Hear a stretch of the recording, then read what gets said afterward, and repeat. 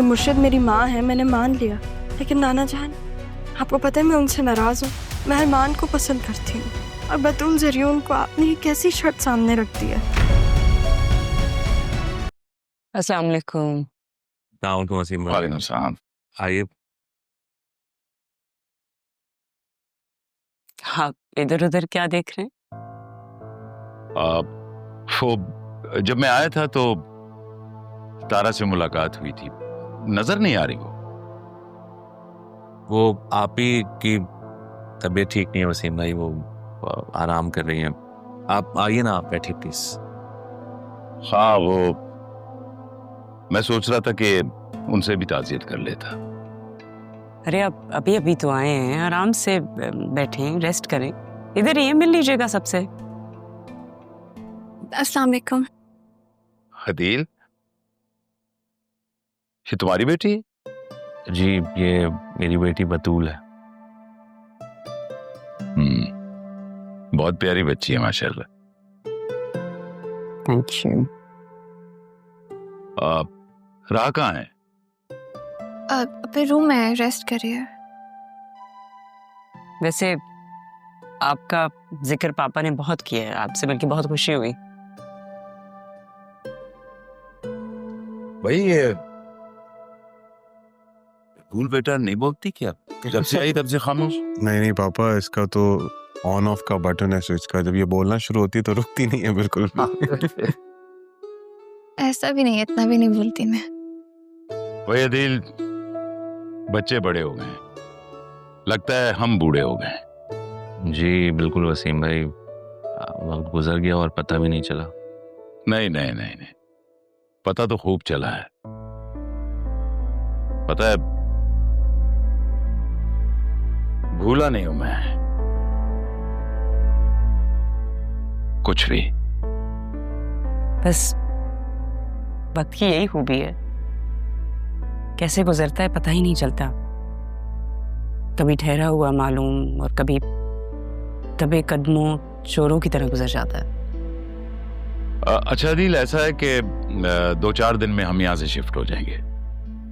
क्यों, यहाँ कोई प्रॉब्लम है वसीम भाई?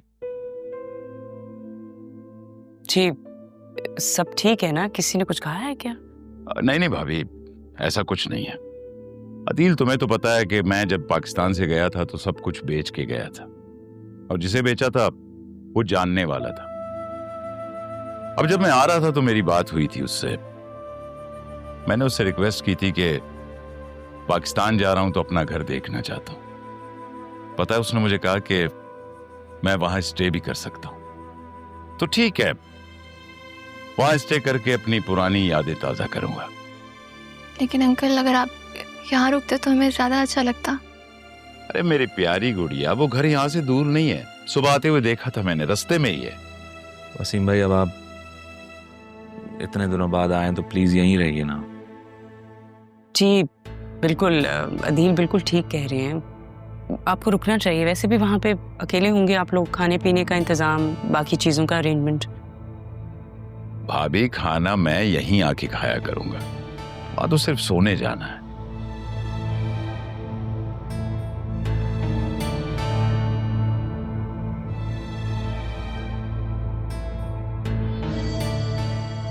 एक्सक्यूज मी प्लीज, मैं आती हूँ। हदील, जी वसीम भाई। मैं भाभी के सामने कह नहीं सका। यहां से जाने की वजह तुम अच्छी तरह जानते हो। अब एक बार फिर इस घर से ससुराली रिश्ता बनने जा रहा है, तो मैं चाहता हूं कि घर से घर में बारात ना आए। मैं बाकायदा तौर पे बारात लेके आना चाहता हूं। जी मुनासिब, बस अगर कुछ दिन ठहर जाएं फिर बात कर लेते हैं। ठीक है।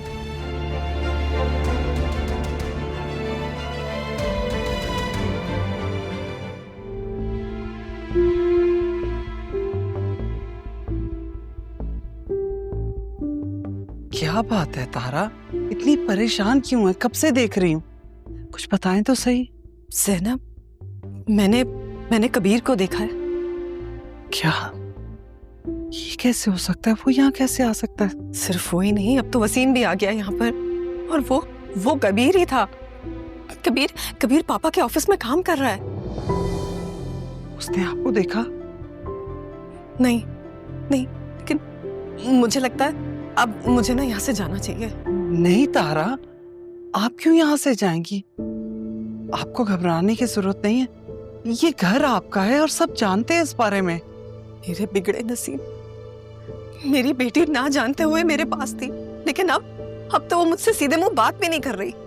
तारा, वो बच्ची है। आप राह के बारे में तो सोचे। सारी जिंदगी उसके सर पे माँ बाप नहीं रहे, और अब जब माँ मिली है वो भी इन हालात में। माँ मिल गई है, लेकिन ये बाप उसकी जिंदगी में क्यों आ गया? जिस बाप ने उसकी शक्ल देखना गवारा नहीं किया, आज वो उसके सर पे हाथ रख रहा है। क्यों? तारा, ऐसा भी तो हो सकता है ये एक महज इत्तेफाक हो। वो जानता ही ना हो राह के बारे में। लेकिन मैं तो जान गई हूं ना। अगर ये बात कहीं खुल गई तो? आपके पास अपना निकाहनामा है?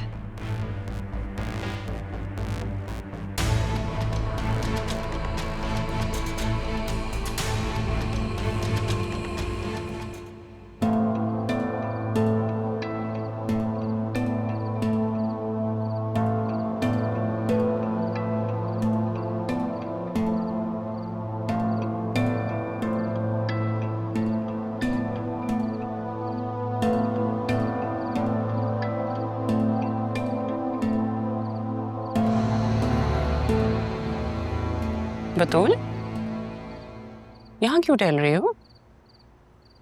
मामा, क्या जरियन वाकई में चला जाएगा? हाँ। मामा, बात को समझने की कोशिश करो। यहाँ रहेगा तो तुम्हारी लाडली रहा उसके आमने सामने ही रहेगी। मामा कभी तो सिचुएशन समझ लिया करे। मैं यहाँ इतनी टेंशन में और आपको अभी भी राह नजर आ रही है। इधर बैठो, sit. I need to tell you something. देखो, ये जो हो रहा है ना, ये बहुत अच्छा हो रहा है। देखो, जरियून यहाँ से जाएगा तो राह की नजरों के सामने नहीं होगा। अब तुम्हें वसीम और जरियून दोनों का बहुत ध्यान रखना होगा। आज वैसे मुझे बहुत खुशी हुई है जब तुमने कहा कि राह अपने कमरे में और तुम उसे लेने नहीं गई। I was very happy. वो तो मैंने राह की वजह से कहा था, खुद किसी से मिलना नहीं चाहती इसलिए। कभी तो माँ को खुश होने दिया करो। कह देती कि जरियून की वजह से नहीं गई तो मैं खुश हो जाती। अच्छा जाए, आई एम सॉरी। मुझे ऐसा लगता है जैसे आप मेरे लिए बहुत एफर्ट्स करती हैं, लेकिन मैं समझ ही नहीं पाती।